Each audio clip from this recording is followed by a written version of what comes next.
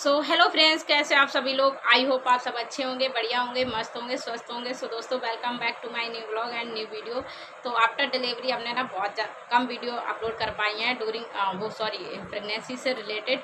तो क्या बताऊँ, मतलब टाइम ही नहीं मिलता है। और जिस टाइप की भी वीडियो डली हैं, जो भी जैसे प्लेसेंटा प्रीविया की, पॉलीहाइड्रोमनोस की, और मतलब जो जो मैंने डाली उनके नीचे इंजेक्शन वाली, तो उन पर बहुत सारे कमेंट आते हैं।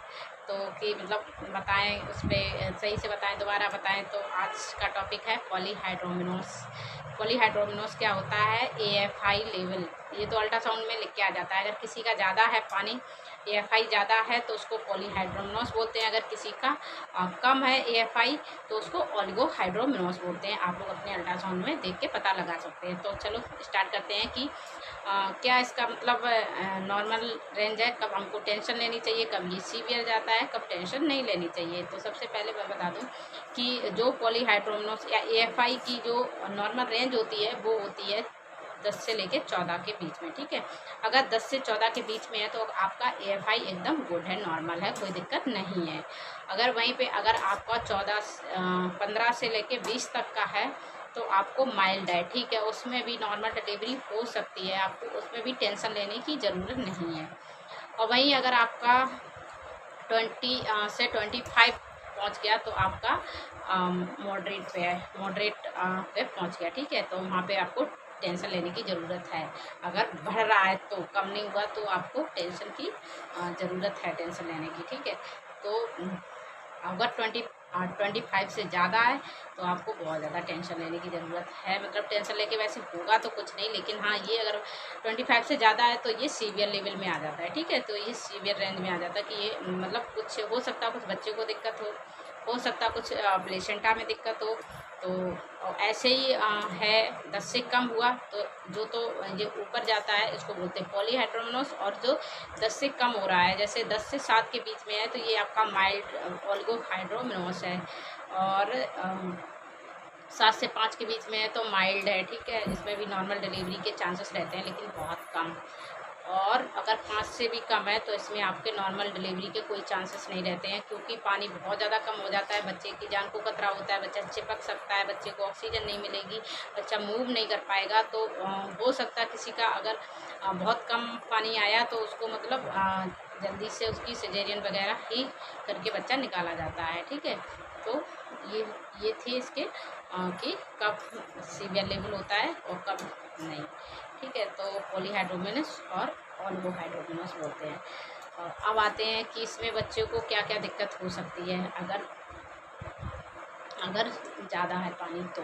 क्योंकि कम है पानी तो इतनी ज़्यादा बच्चा वही चिपकने का डर रहता है, ऑक्सीजन नहीं मिलेगी, और बच्चे को प्रॉपर अगर ऑक्सीजन नहीं मिलेगी तब भी जान को खतरा रहता है। और ऐसे करके मतलब, और अगर ये ज़्यादा है 15 से 20 है, तब तो इतनी ज़्यादा दिक्कत नहीं होती है। लेकिन अगर 20 से ऊपर है, 25 है, 30 है, 35 है, तो फिर बहुत ज़्यादा दिक्कत होती है। क्योंकि इससे हम लोगों का पेट भी बहुत ज़्यादा बड़ा लगता है। क्योंकि मेरा था 25 पॉलीहाइड्रोमिनस, सीवियर बॉर्डर लाइन पे ही था। अगर 0.5 या 0.25 भी बढ़ जाता तो भी सीवियर लेवल पे ही था। तो मेरा था शायद 7वें महीने मैंने जब अल्ट्रासाउंड निकलवाया था, 7 कंप्लीट हो गए थे, तब मेरा ये आया था। ठीक है, तो बहुत ज़्यादा टेंशन हो गई जब मैंने फिर यूट्यूब पे सर्च करा, बहुत सारी डॉक्टर्स वगैरह की वीडियो देखी, तो डॉक्टर वगैरह की वीडियो देख के तो और ज़्यादा टेंशन हो गई। क्योंकि उन लोग बताते हैं कि अरे बच्चों को बहुत ज़्यादा मतलब इसमें बच्चे के लंग्स ख़राब हो सकते हैं, बच्चे के लंग्स मैच्योर नहीं होते हैं। अगर पानी लंग्स पे चला गया तो गलने का डर है, सड़ने का डर है, जिससे बच्चे पेट में ख़त्म हो सकते हैं, या फिर बच्चे के ब्रेन में पानी जा सकता है। और बच्चे की जो खाने की और मुँह की जो खाने पीने की नली होती है, वो चिपक सकती हैं, या फिर मतलब वो, हाँ, वही जॉइंट हो जाता है, तो फिर उनका ऑपरेशन कराना पड़ता है। पता नहीं क्या क्या, मतलब बहुत सारी चीज़ें ऐसे देखी, तो मतलब बहुत ज़्यादा टेंशन हो गई। तो फिर मैं फॉलोअप के लिए गई, जब अपने डॉक्टर को दिखाया, तो उनको मैंने पूछा, हमने कि मैम इसमें क्या दिक्कत हो सकती है। उन्होंने कहा पहली बात तो ये होता है कि हो सकता है कुछ प्लेसेंटा में प्रॉब्लम हो, इसलिए पानी ज़्यादा बनता है। किस किस रीजन से ज़्यादा बन सकता है? प्लेसेंटा में कोई दिक्कत हो तो पानी ज़्यादा बन सकता है। बच्चे में अगर कोई दिक्कत है जैसे बच्चा सही से सक नहीं कर पा रहा है, पानी सही से बच्चे तक नहीं पहुंच रहा है या पी नहीं पा रहा है, तो ज़्यादा दिक्कत कुछ दिक्कत हो सकती है मतलब बच्चे में।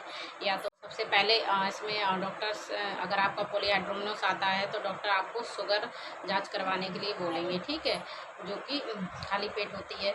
और तो इसका सैंपल लिया जाता है आधा आधा घंटे के डिस्टेंस में, तो मतलब आधा आधा घंटे के बाद में करीब करीब 2-2.5 घंटे लग जाते हैं। तो ये आपका होता है चेकअप। तो इसमें अगर ग्लूकोज लेवल आपका हाई है तो चांसेस हो सकते हैं पानी ज़्यादा बनने के, ठीक है, अगर आपको शुगर वगैरह है।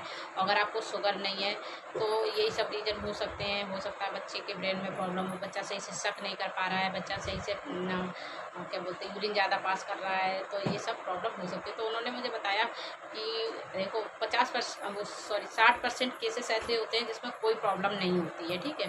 60 से 70% केस ऐसे होते हैं जिसमें इडियोपैथिक होता है, बच्चे में नहीं कोई प्रॉब्लम होती है, प्लेसेंटा में भी कोई प्रॉब्लम नहीं होती है और एकदम से सब कुछ नॉर्मल होता है और फिर भी पानी ज़्यादा हो जाता है, ठीक है। तो मैंने कहा ठीक है। उसके बाद और कई 30 से 40% केसेस में ऐसा हो सकता है कि हाँ कुछ दिक्कत है बच्चों में, इस वजह से पानी ज़्यादा है, ये सब चीज़ें। फिर उसके बाद मैंने जो मैंने प्रिकॉशन लिए वो आप लोग भी ले सकते हैं। और गर्मियों में तो नहीं, लेकिन मेरी सर्दियों का टाइम था, शायद मेरी फरवरी थी, ठीक है। तो मैंने मतलब खूब जब से ऑरेंज चलना शुरू हुई जनवरी से, तो मैंने ऑरेंज भी खूब खाए और मुझे पाउच भी दिए थे मैम ने कि पानी की कमी ना हो, इस वजह से वो पाउच भी पीने को थे, तो वो पाउच भी पीती थी। और बहुत सारे मतलब पानी की कमी ना हो इसलिए मैंने बहुत सारा पानी पीती थी, ठीक है। सर्दियों के टाइम तो हो सकता था बॉडी अब्जॉर्ब नहीं कर पा रही थी पानी, इस वजह से पानी ज़्यादा हो जाता था। तो मैंने ना बहुत कुछ प्रिकॉशन लिए, जैसे कि पानी को बहुत कम पीना कम कर दिया, ठीक है। मैंने पानी को बहुत कम पिया और जैसे अंगूर, संतरा और मतलब अनार, मैंने फलों वाली चीज़ें, वो पानी वाली चीज़ें तो बिल्कुल ही फल नहीं खाए, कोई भी फल नहीं खाए और मीठा भी नहीं खाया, मीठा भी अवॉइड किया, राइस वगैरह भी अवॉइड किए। तब फिर मेरा अल्ट्रासाउंड फिर से हुआ 5-6 हफ्ते बाद, तो उसमें आ गया था 18। बहुत रात की सांस आई क्योंकि करीब करीब 1.5 महीने में मेरा एक ही शायद 4 से 5 हफ्ते में हुआ था, तो उसमें मेरा 18 आ गया था। तो 18 आ गया था तो कोई टेंशन वाली बात नहीं थी, नॉर्मल की लेवल पे आ रहा था धीरे धीरे। और मेरा डिलीवरी के टाइम तक पूरा 14 आ गया था, ठीक है।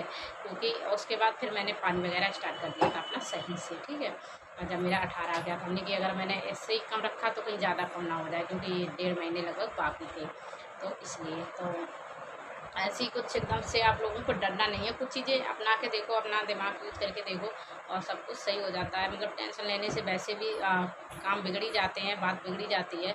और प्रेगनेंसी के दौरान कर ही क्या सकते हैं जिसमें कुछ पता नहीं होता है अंदर का। तो और अगर इसमें और ज़्यादा कुछ दिक्कत होती है तो इसमें डॉक्टर अल्ट्रासाउंड वगैरह कराने को बोलते हैं। तो मुझे भी यही लग रहा था कि अरे इन्होंने डॉक्टर नहीं बोला है, हम डॉक्टर करवा लें कलर अल्ट्रासाउंड, जिसमें पता चल जाए कि ब्लड सर्कुलेशन सही से हो पा रहा है या नहीं हो पा रहा, बच्चों तक सही से पहुंच पा रहा नहीं पहुंच पा रहा।